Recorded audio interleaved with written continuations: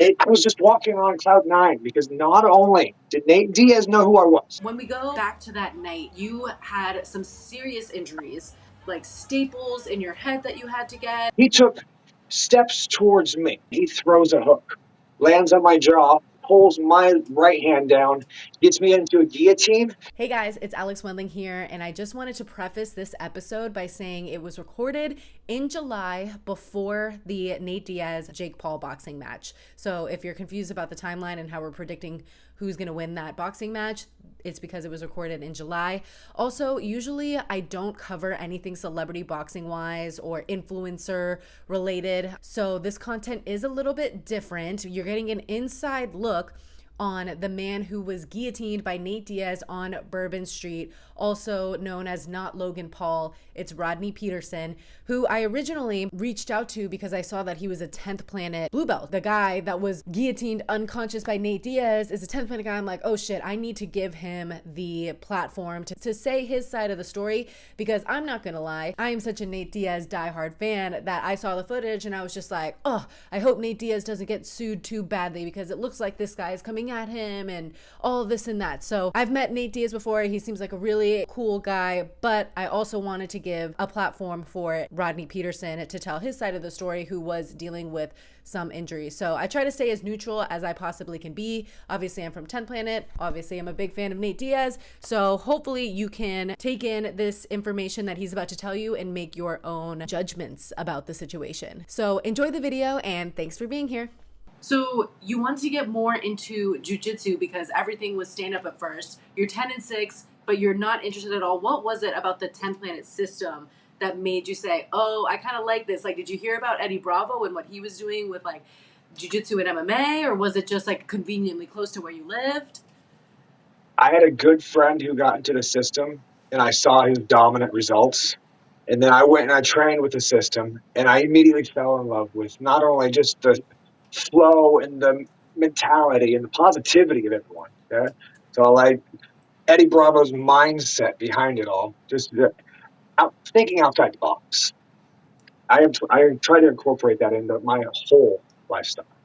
But no, I just fell in love with the whole system, and then the people just, they're not just training partners, they're only family. And then with family, you hit years or months, and where baseball with my oldest takes over during some seasons, so I'm not able to train because I live a little over an hour away from the dojo. So when you incorporate the life struggle, the work, I'm married with kids, sometimes you drop the balls on some of the things you're juggling. And I'm never going to drop the ball in family. I'll get to that black belt eventually. It don't got to be tomorrow, you know? Like, but you miss those little moments while the kids are so, they're gone. Yeah. So priorities. But with everyone over there in Omaha is totally understanding on all that. Everyone's got their own family struggles, and, it's amazing. And congratulations on getting your blue belt. I am a white belt myself under Scott Epstein. I'm not sure who the coach is at Scott is a 10th. genius. Sorry, your coach? No, I said Scott is a genius. Oh, yes. No, He's fucking amazing. Yeah. No, But that's awesome that you got your blue belt. How long have you been training? Okay, so I've been training at 10th Planet Jiu-Jitsu since 2015, I believe. And like I said, off and on. I'm a very slow learner. Okay, I will get my black belt eventually, but I'll probably be in my 40s or 50s. Yeah, no, there's no shame in that. But No, Scott always jokes around. He's just like, he gave out a blue belt to someone and he's like, this is my 10-year blue belt.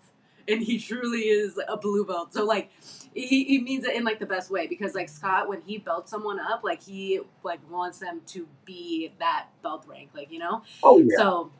So there's definitely no shame in that. And I'm honestly just now getting more into competitions, and I'm like, I want to be at white belt until I like am really dominating these competitions before I even think about getting my blue belt. But that's awesome for you. Did you ever train in the gi, or was it always no gi because you're more into MMA stuff?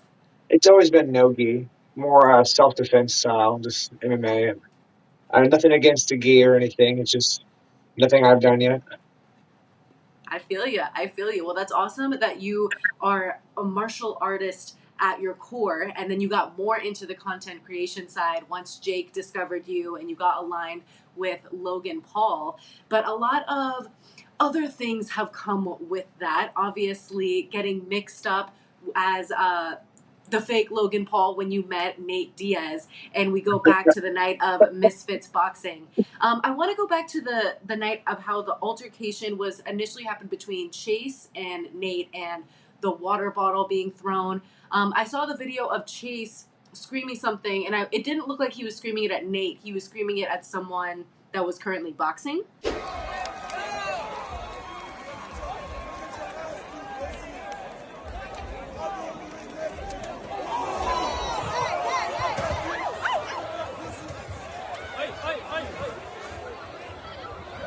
Got into an altercation. Like, I seen that I was ringside to the event.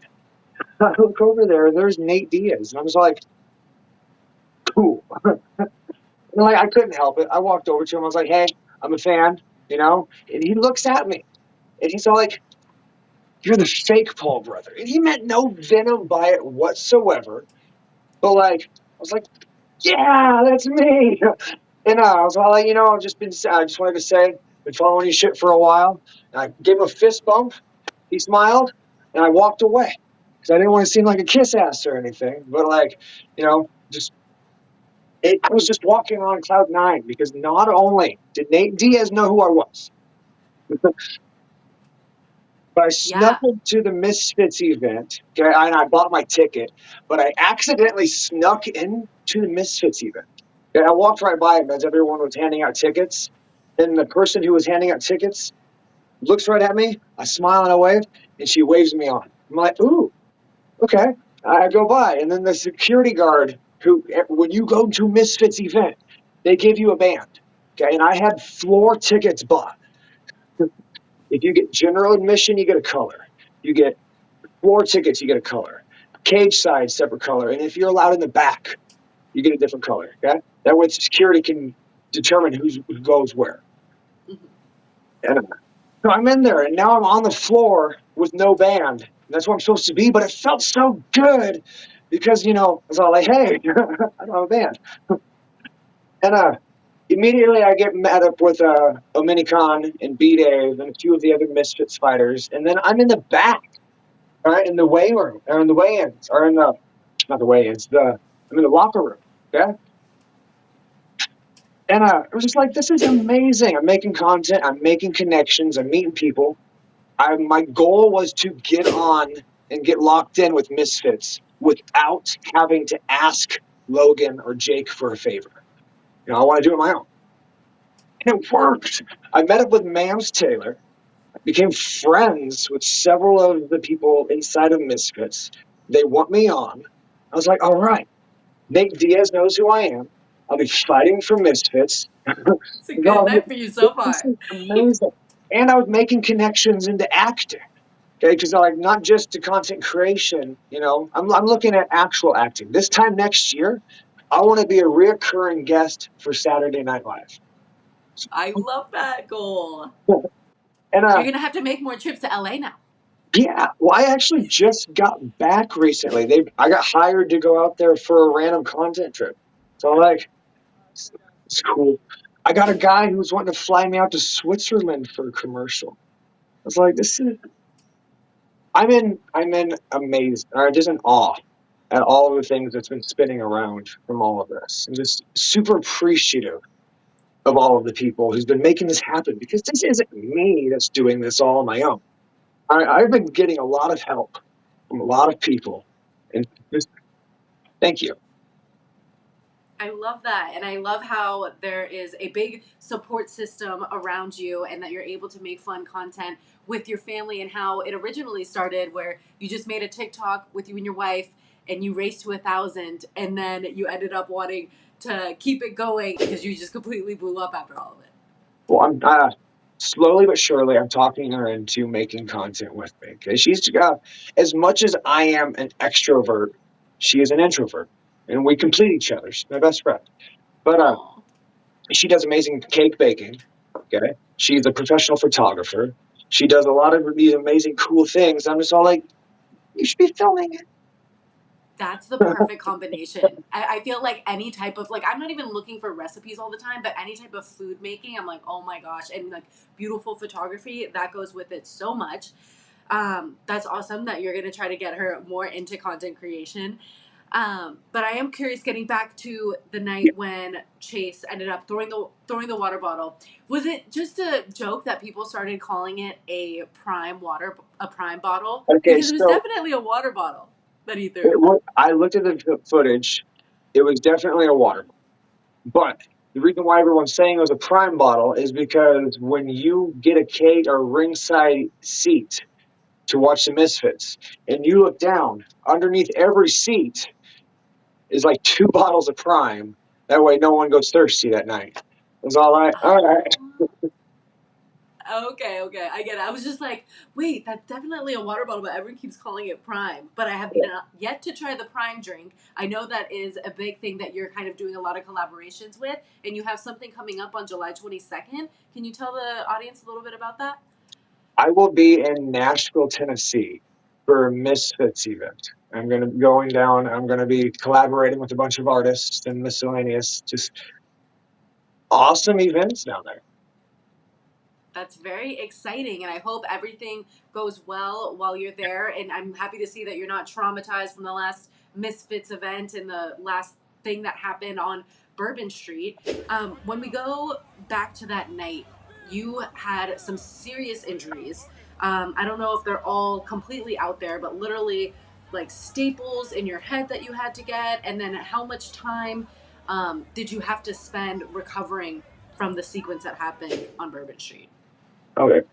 Well, when I was okay, so backtrack one just step behind. After I left the Misfits event, so Nate Diaz throws a water bottle at Chase Demore. Chase throws a chair at Nate. That gets broken up. Right? I'm walking on cloud nine. Everything's been winning for me all night, and I get invited to the Misfits after party. I'm like, what's that?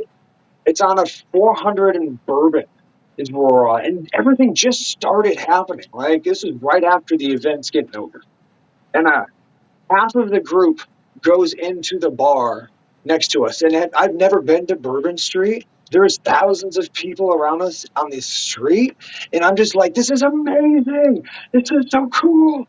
And half of the group goes inside, half the group stays outside. Chase is sipping on like this ice cream type treat. And I'm talking to him. And all of a sudden he takes off. And I'm all like, where are you going? And I look over, and Nate Diaz is weaving in through the crowd, heading straight for Chase. And I'm like, all right, because he's pissed, and I can see what's going on, and I remember what happened earlier. So I'm like, maybe I can de-escalate the situation, and I walk towards Nate, and I was like 6 feet away from him when I stopped. He sees me. He looks past me. Sees that 5 of his guys are already on Chase on the other side of the street. Because it wasn't Nate Diaz trying to escape a brawl like his team's saying. It was Nate Diaz and his whole entourage just came after Chase Denore. All of them were just messing everybody up who got in the way. And I was thinking maybe, hey, Chase is taking off. I only thought it was Nate. And maybe I just give Chase a little bit more time to get away. Maybe I can de-escalate the situation. I would have bought Nate a drink. Like, I was like, hey, dude, calm down. Like, chill. And I stopped, like, outside of his boat. He took steps towards me, grabs both of my hands, okay? With his right hand, he tosses my left hand down and he throws a hook, lands on my jaw. With his left hand, he pulls my right hand down, gets me into a guillotine. But it's not like no regular guillotine where the head's in the armpit. No, it's the upper level guillotine where the head's positioned right here in the solar plex and you got a little deeper of a bite. And then while my head's up in the solar plex, I'm like, whoa, am I getting choked? 2 of his friends blast me in my ribs. okay, within seconds of each other. This is a very coordinated attack because it was in the exact same spot. And then Nate Diaz, who's not looking at them, knew to hit a knee right in the exact same spot that they landed shots in. And I was already out at this point in time. And then he lets go, pushes me forward as he's walking towards Chase. Okay, the back of my head bounces off the street, and I end up with 8 staples. And they say I woke up anywhere between 5 to 15 minutes later. I do like the news article I read where it said that, like a basketball, Peterson bounces up again. I'm like, yes. And, Oh my gosh. and That's a I crazy don't story. I don't remember like 90% of the next couple of days. It isn't until Wednesday of the following week, because it happened on Saturday or Sunday. It happened on the 22nd, but it isn't until Wednesday of the following week where I'm just all like, why is my ribs hurt? I was like out of it, like just totally mentally out of it. I had no clue that my ribs were hurting, and then like I was taking these short little shallow breaths. And I got rushed to the trauma care center in New Orleans. And then I've seen my doctor several times and now a neurologist. But things are looking good. I'm on the recovery side and I'm feeling good. I still can't do no training though yet, which really sucks. And I'm on light duty at work. So And if you can't train right now, does that mess anything up with the Misfits boxing fight that you have coming up? yes, because not only was I locked in with Misfits, but I was already talking to Mike Malik, Jeff Whittick. I was on the Jeff Whittick podcast. And Bruce Buffer was on. And they started talking, and Mike Malik was pitching that there would be a possible Logan versus Logan fight. Now, I don't want to fight Logan. I'd rather fight KSI. But, man, I'll fight anybody, really. So, like, when it comes to these influencer matches, one fight makes more money than I made all year last year working construction. Like, you just gotta think, I'll fight my best friend for that type of money. It's so funny because on this StreamYard, like you from afar, you really do look like Logan. But when you like get closer to your face, like it's not so much that you look like him, but like from afar is where that's so funny. Okay. So I thought an interesting part of an interview that you did with, I think, influencer fighting news. You said that you aren't the one pressing criminal charges, and there was an article that Logan went on a podcast saying that he was looking to fund the lawsuit against Nate, but I don't know if they're even doing that anymore. So if you're not the one pressing the charges, then who is pressing the charges? Right, so since I was not the only one attacked, since it was Nate Diaz and his whole team, including multiple UFC fighters, people pressing the charges is the state of Louisiana. They got a prosecuting attorney or district attorney, and I have not once talked to a single detective on the incident. They had not once contacted me asking for my information, no follow-ups, no nothing. They have all of the information that they need from the footage of the videotapes that are not edited, like the ones Nate Diaz is putting forth. If you look at the unedited videos, it speaks for themselves what happened. Yeah. So where are the edited videos? Because I feel like I've seen the regular ones on like If maybe you look at the the one where MMA he puts pages. out where he's saying that, sorry, I don't mean to cut you off. No, you're good. If you look at the videos that Nate Diaz's team put out, where they freeze it as he's coming in, and like they show him walking, and then they pause it as I'm stepping to make it look like I'm taking and I do take big steps. I'm not a tall guy. But they paused it at the widest possible step to make it look like I was the aggressor. And then they changed camera angle to make it look like I got him pinned up against a wall. But no, he had plenty of space behind him He could have went around me. He went straight for me, and I stopped outside of his bubble. I wasn't making any aggressive attacks. I wasn't saying anything, like I was going to, and I was not making any signs of aggression. I stopped right here outside of his bubble. No weapons, no reaching, no. I couldn't even gone for a kick at that range.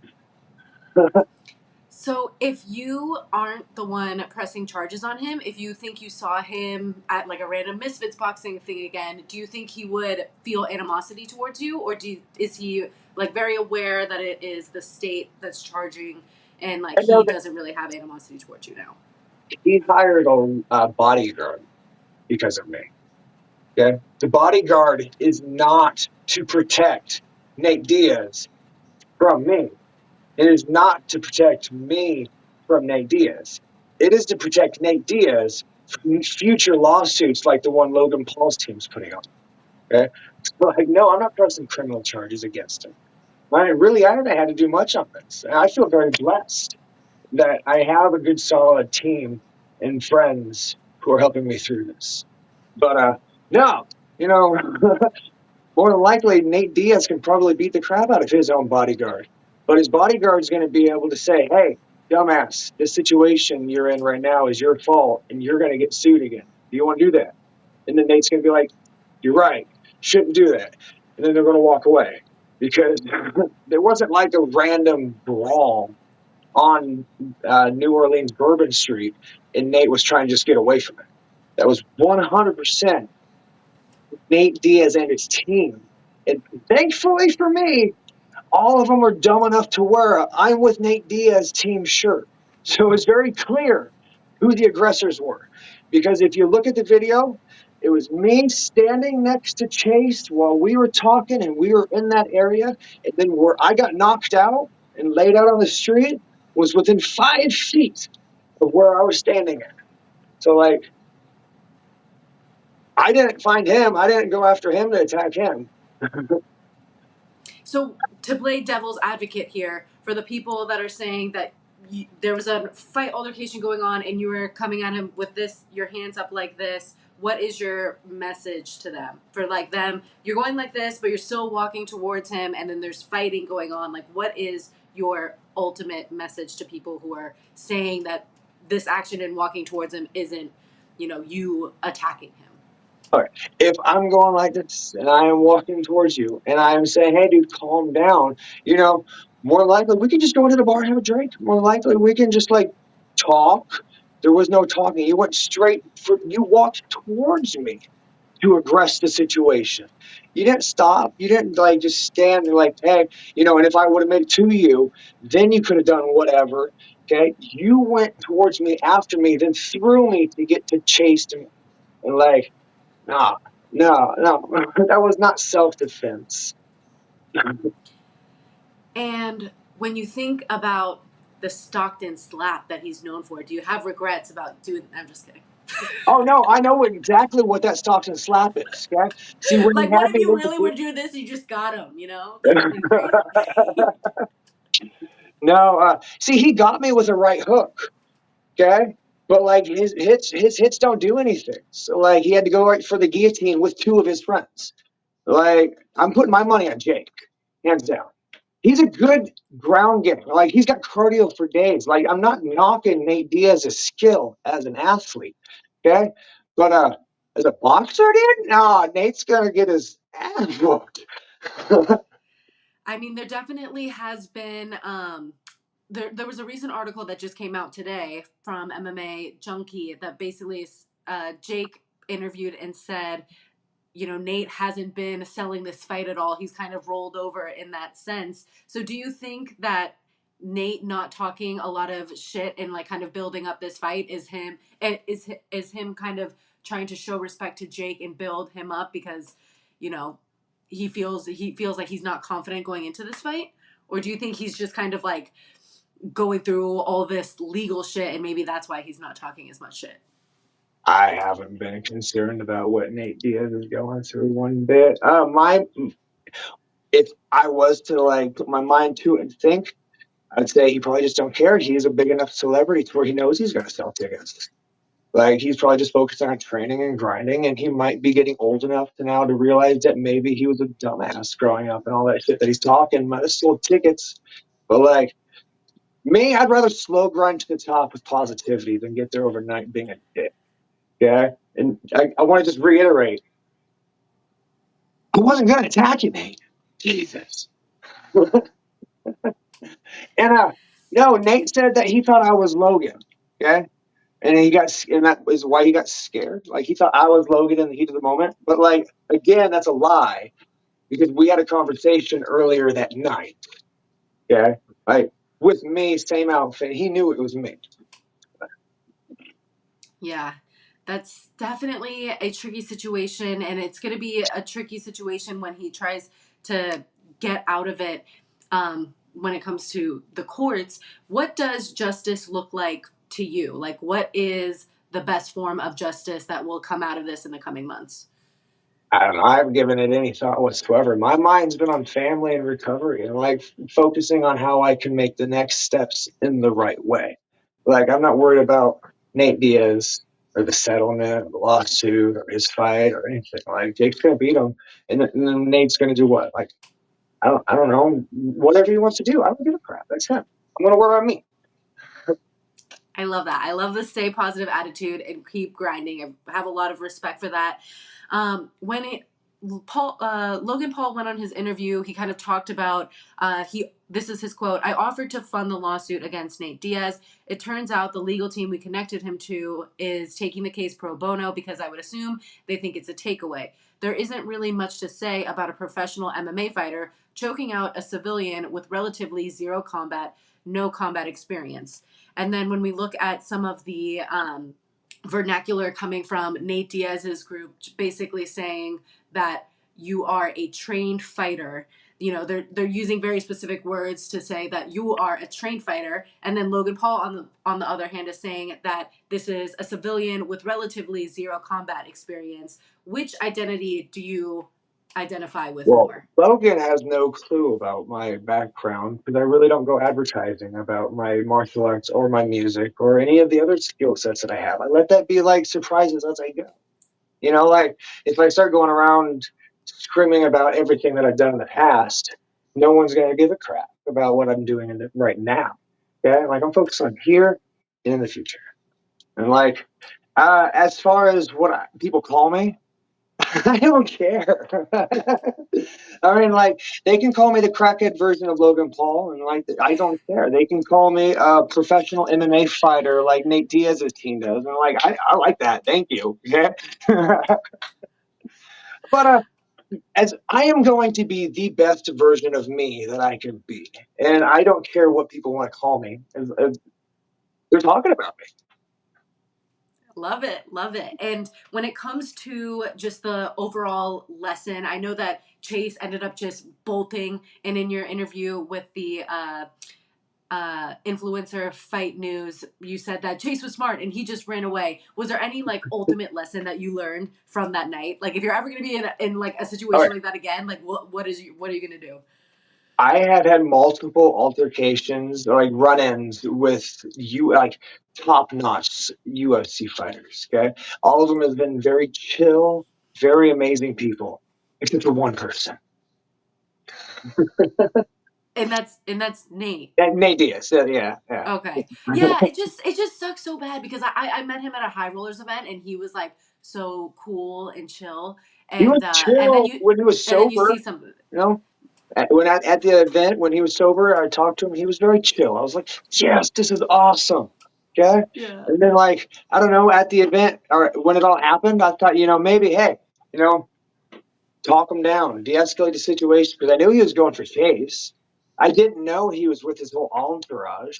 There wasn't no brawl on the street. I mean, one second I was talking to a guy who was eating some ice cream drink, and then next second, like I'm being put in a guillotine. Like, It's That's crazy, man. I'm just so happy that nothing, like, it could have been so much worse, and you obviously have a beautiful family and a lot of goals that you have set out for yourself. So I'm glad you're staying positive and keeping on the grinding. I know you have some projects that you're working on, but what is Rodney Peterson going to be doing in the coming months that you want to let the audience know about? Okay, right now I'm on concussion recovery. As soon as I am good to go and start training, I'm going to hit the ball hard. And then I'm going to take 4 influencer boxing matches. And then I am going to move on to acting. Okay. Like steps in the right direction. All right. But throughout all of that, I'm going to be raising my kids. I got a beautiful wife. I have an amazing life. And I just want to say thank you to all of you. Yeah. I cannot thank you guys enough because I have found myself right in the middle of the best job in the world. And I just can't say that enough. Like creating content when I first started doing it on TikTok was fun, but it isn't until I started doing collaborations and like started learning how it all actually works. I just fell in love with it. This is the coolest, you know? It is the coolest job, and I'm so happy that you're gonna keep grinding it out with jujitsu and also compete in the celebrity boxing sphere, and then of course getting into the acting. You got to stop by at 10 Planet West LA the next time you're in town. But thank you so much for the time, Rodney. I know it's super late for you, so I'm gonna let you go, but can't wait to see what the future holds for you.